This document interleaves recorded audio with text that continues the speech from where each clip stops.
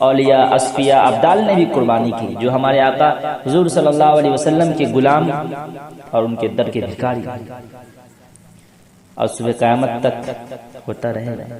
لیکن ہمارے لیے تو سب سے بڑی بزرگی کی بات تو یہی ہے کہ ہمارے نبی کریم صلی اللہ تعالی علیہ وسلم نے یہ کام خود انجام دیا اور ہمیں بھی کرنے کا حکم دیا۔ لیکن اب یہ سوال اٹھتا ہے کہ قربانی ہر مسلمان پر ضروری ہے؟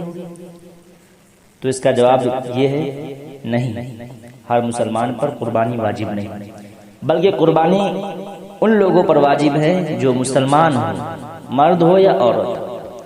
دوسری شرط عاقل ہو، تیسری شرط بالغ ہو، چوتھی شرط مالک نصاب ہونا، پانچویں شرط مقیم ہونا ہے، مسافر پر قربانی واجب نہیں، اور آزاد ہو، غلام پر قربانی واجب نہیں۔ تو یہ 6 شرطیں، اگر ان میں سے ایک بھی شرط نہیں پائی جائے تو اس پر قربانی واجب نہیں۔ البتہ اگر کوئی مالک نصاب ہونے کے باوجود بھی اور تمام شرطیں اس کے اندر پائے جا رہی ہیں، پھر بھی اگر وہ مسافر ہے تو اس پر قربانی واجب نہیں، لیکن اگر کر لے گا تو ثواب پائے گا، اور ایسے ہی جس پر قربانی واجب نہیں وہ کرے گا تو ثواب ضرور پائے گا۔ اب چوتھی بات یہ کہ اب جانور ہم لے تو کیسا جانور لیں، اس کے تعلق سے شریعت نے ہمیں کیا رہنمائی کی ہے، ہماری کس قدر رہنمائی کی ہے۔ تو جانور ہم قربانی کا ایسا لے جو عیبدار نہ ہو اور خوب اچھا ہو، موٹا تازہ ہو، جو دیکھنے میں خوبصورت لگے، کان، ناک، سینگ۔ اب سوال یہ آتا ہے کہ ہم ذبح کرائیں تو کس سے کریں؟ ہمارے رسول کریم صلی اللہ علیہ وسلم نے ارشاد فرمایا کہ میری امت میں 73 فرقے ہوں گے، اور جس میں سے ایک جنتی ہوگا، باقی 72 جہنمی۔ مسلمانوں میں تھے جو دنیا میں مسلمان کہلا رہے ہیں خود کو، اس میں صرف ایک ہی جنتی ہے، باقی 72 جہنمی۔ تو ہمیں احتیاط کی ضرورت ہے کہ ہم اپنی قربانی کس سے کرائیں جس کی وجہ سے ہماری قربانی رائگاں نہ جائے۔ تو ہم آپ کو بتا دیں، ہم مسلک کے اعلیٰ حضرت والے ہیں، ہم اہل سنت والجماعت والے ہیں، تو ہم سنی صحیح العقیدہ سے قربانی کراتے ہیں اور انشاءاللہ کراتے رہیں گے۔ وہابی، دیوبندی، کافر، اہل حدیث اور جو دیگر فرقہ باطلہ ہے، ان سے جو قربانی کرائے گا اس کا گوشت حرام ہو جائے گا اور اس کی قربانی بیکار ہو جائے گی۔ اور یاد رہے کہ ایک گائے میں صرف 7 لوگ ہی حصہ لے سکتے ہیں، اور ایک اونٹ میں 10 لوگ، اور ایک بکرے میں صرف ایک ہی لوگ کا حصہ ہوگا۔ اب ذبح کرنے کے بعد کیا کریں؟ ذبح کرنے کے بعد جانور کا کون سا گوشت ہمارے لیے جائز ہے اور ناجائز ہے؟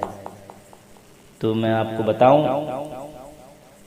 کہ کئی چیزیں ہیں جس میں سے تلی ہے، گردہ ہے، یہ کھانا جائز ہے، لیکن میرے نبی کریم صلی اللہ تعالی علیہ وسلم کو ناپسند تھا۔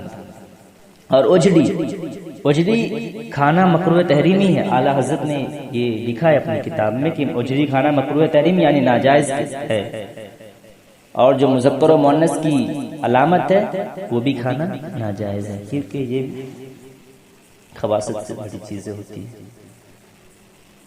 تو اجڑی کے تعلق سے آپ لوگ احتیاط برتیں اور اجڑی کو پھینک دینا ضروری سمجھیں، تاکہ کوئی مسلمان اس خباثت سے بھری ہوئی چیز کو اپنے استعمال میں نہ لائے، جو آج کل گاؤں میں اس کا معمول بن چکا ہے، لوگوں کو اس کی عادت پڑ چکی ہے، لوگ کھاتے جا رہے ہیں، کوئی ان کو سمجھاتا ہے تو سمجھنے کا نام نہیں لیتے۔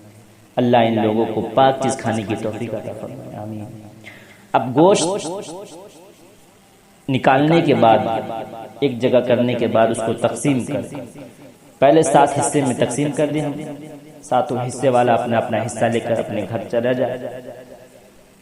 یا پھر وہیں پر اپنے حصے کے 3 حصے کرے، اپنے حصے کے گوشت کو 3 حصے میں تقسیم کرے، ایک حصہ غریب و فقیر مسکین کو دے دے، اور ایک حصہ اپنے دوست و احباب میں تقسیم کر دے، اور ایک حصہ اپنے گھر رکھ لے، اپنے گھر کے لوگوں کے لیے ایک حصہ رکھ لے۔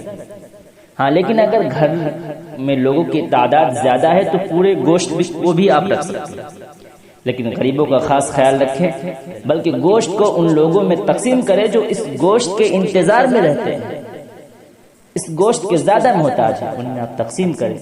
ہاں اپنی ضروریات کے مطابق نکال لیں، اتنا نکالیں تاکہ آپ 3 دن تک اچھے سے اللہ رب العزت کی مہمان نوازی کا لطف اٹھا سکیں۔ یہ بقرعید اور عید کا دن، یہ 5 دنوں میں اللہ رب العزت نے روزے رکھنا حرام قرار دیا ہے۔ ان 5 دنوں میں روزہ رکھنا حرام، اس لیے کہ ان 5 دنوں میں اللہ رب العزت کی طرف سے میزبانی ہے اور ہم ان کے مہمان ہیں۔ اگر کوئی انسان ان دنوں میں روزہ رکھتا ہے تو گویا کہ وہ اللہ رب العزت کی میزبانی سے گریز کرتا ہے، تو گنہگار ہے۔ قربانی کے جانور کا کھال کیا کیا جائے، اس کا استعمال کیسے کیا جائے؟ تو خال کو اپنے کام میں بھی لا سکتے ہیں یا دوسرے کو بطور ہدیہ بھی دے سکتے ہیں، لیکن مجدوری کے طور پر کسی کو نہیں دے سکتے۔ ہاں، اور اس خال کے پیسے کو بھی آپ اپنے استعمال میں نہیں لا سکتے، پیسے کو استعمال میں نہیں لا سکتے۔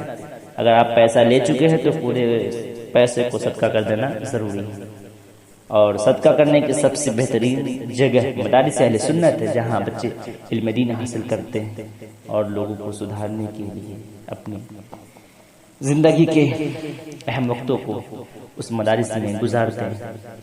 اللہ انہیں کامیابی سے نوازے۔ اب یہ کہ قربانی کا گوشت کن کو دیا جائے؟ کافر کو، مرتد کو، عیسائی کو نہیں، مسلمان کے علاوہ کو دینا جائز ہے۔ قربانی کا گوشت کافروں کو دینا جائز ہے۔ اور ایک قابل غور مسئلہ یہ بھی ہے کہ اگر آپ قربانی میت کی طرف سے کر رہے ہیں، سارا کا سارا گوشت صدقہ کر دینا ضروری ہے۔ اور یہ بھی ایک مسئلہ اپنے ذہن میں آپ نوٹ کر لیں کہ آپ جب گوشت تقسیم کر رہے ہیں تو سب کو برابر دیں، اٹکل سے، اندازے سے نہ دیں، کیونکہ اگر تھوڑی سی بھی کرتی ہے تو سب کے سب گوشت ناجائز ہو جائیں گے، اس لیے کہ یہ شریعت کا حق ہے اور سب کو برابر ملنا ہے۔ تو ان تمام باتوں کا آپ خیال رکھیں اور قربانی کے گوشت سے اپنے رشتہ داروں، دوستوں، احباب، خاص کر غرباء و مساکین کی دعوت کریں اور اللہ رب العزت کی بارگاہ میں خوب اجر و ثواب حاصل کریں۔ چلتے ہیں، پھر ملیں گے۔ خدا حافظ۔